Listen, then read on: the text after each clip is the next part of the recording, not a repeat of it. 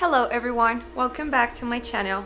Today I will be talking about the importance of having a solid self-esteem. But do we really know what self-esteem is? According to the Journal of Positive Psychology, self-esteem can be defined as a positive or negative attitude towards themselves and others. Self-esteem plays an important role in our overall health because it is used as a key indicator of psychological well-being. Okay, I know you got it, but you may ask, why is it important?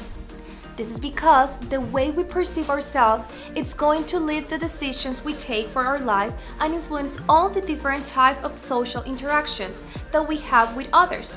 Therefore, it is extremely important that we are the only ones in charge to give us a value. So we would be able to transmit others that idea, so we would have boundaries set when others treat us, approach us, and give us a value. In other words, we won't perceive ourselves as being valuable or not according to what others says or what society said. Instead, our value would come from inside us, but not having extremist points of views like having an inflated self-esteem, believing one is superior to others or one is the worst human being. In contrast, we would find a balance of our imperfect nature and take the best out of us, respecting and loving first yourself truly to respect and love others. This is what I call a solid self-esteem. A solid self-esteem can be achieved when we recognize our weaknesses and our strengths, both physically and internally. To do that, we need to make an intense examination of who we are, who we were, and who we want to be. To achieve this, we need to be very realistic and objective. The whole purpose of this is to accept ourselves without any judgment or reproach, to identify the areas we should improve. Unfortunately, this is not an easy process. There are several factors like gender, race, culture, body image, social class, media, and in general the social construction of ideologies that shape our mental schemas to give meaning to the world we see every day. And of course, we have to keep in mind that we start to acquire this information from an early age, and it is not easy to change these ideas. Furthermore, there are several obstacles that prevent us from having a solid self-esteem, such as some extremist point of view, mental problems, disabilities, obsessions, and traumas, along with all the different factors that influence our perception of life. Nevertheless, we will concentrate in some of those today and see how that impacts our self-esteem and what can we do to not let ourselves be influenced by them. Gender. Testing self-esteem levels among males and females found that it is mostly unmatched. Women would tend to be less on self-esteem levels. Therefore, women would feel the negative effects more so and would be mostly influenced by their own views on themselves that are shaped by society and conveyed through social media. Having the wrong self-perception can have horrible consequences, such as engage into unhealthy eating behaviors, inability to quit smoking, avoidance of self-examination for signs of skin cancer, and desire for cosmetic surgery with associated health hazards. According to Lips 2017, women are valued for their beauty or sexuality, for being quiet, helpful, and nice. In contrast, men are valued for their expertise, their ability to intervene in dangerous situations, and to act decisively and authoritatively.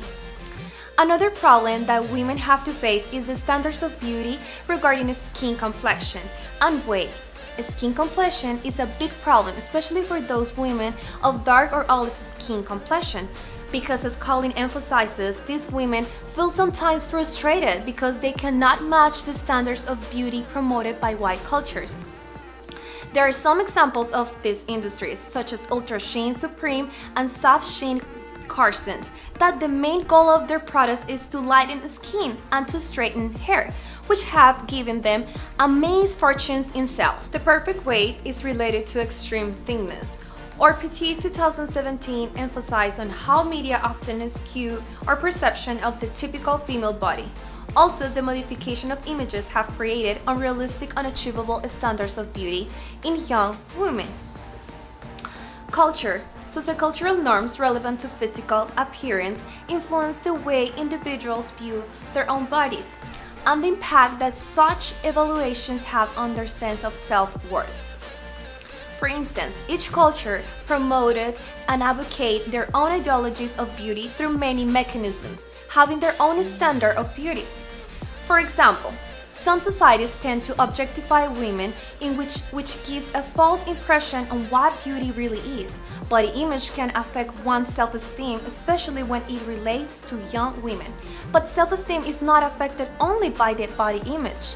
Fortunately, some people have built their self-esteem upon their ideal physical appearance, which is very dangerous for their health. There are several problems with the objectification of women and infantilization of such, being part of our everyday consumption of media. At this instance, the portrayal on the media of the women's body is treated as a sexual object, having negative consequences in their psychological health. As a result, the exposure to sexually objectifying media was predicted to increase trait self-objectification, appearance anxiety, and body shame. Also, women would feel more pressure to do any adjustment in their body, such as plunk their eyebrows, line their eyes, change their hairstyle, in order to achieve the ideals of beauty promoted by the media and creating anxiety among these women. In addition, young women are comparing themselves to celebrities and models, which makes their confidence levels drop significantly. Such comparison was illustrated in this scientific experiment. After viewing a photograph of an attractive or unattractive peer, female college students completed surveys that measured affect, body image, internalization of sociocultural norms of appearance, and contingencies of self-worth. Their self-worth would depend on the amount of photographs seen. If they were exposed to beautiful peers in photographs that comply to social beauty norms, their confidence levels would drop. However, if they were exposed to the unattractive peers in photographs, their confidence level would increase. As a result, we need to be aware of the impact that constant exposure of beauty ideals through images on social media, magazine covers, and other various media sources.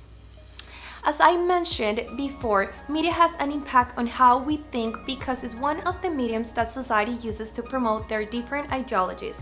That being the case, we need to be aware of the fact that the average American has a television at home, access to internet, and cell phones, making the average American to develop the cognitive process and their perceptual skills to pay more attention to a specific model that is being observed through media.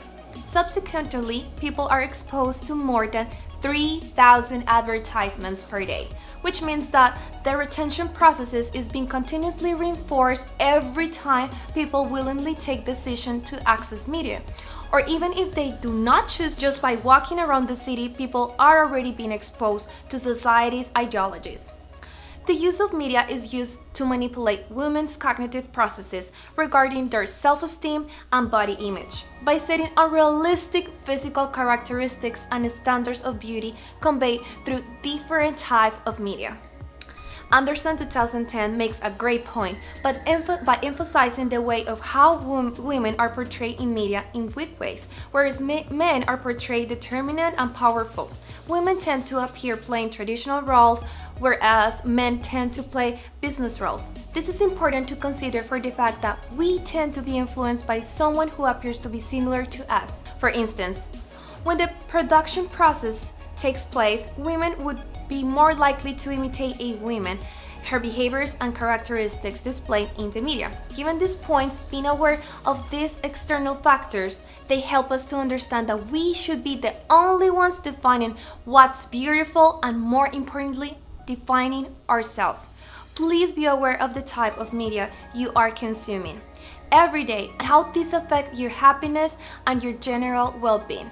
Thanks for watching this video. Please let me know if you agree or disagree, and see you next time. Bye!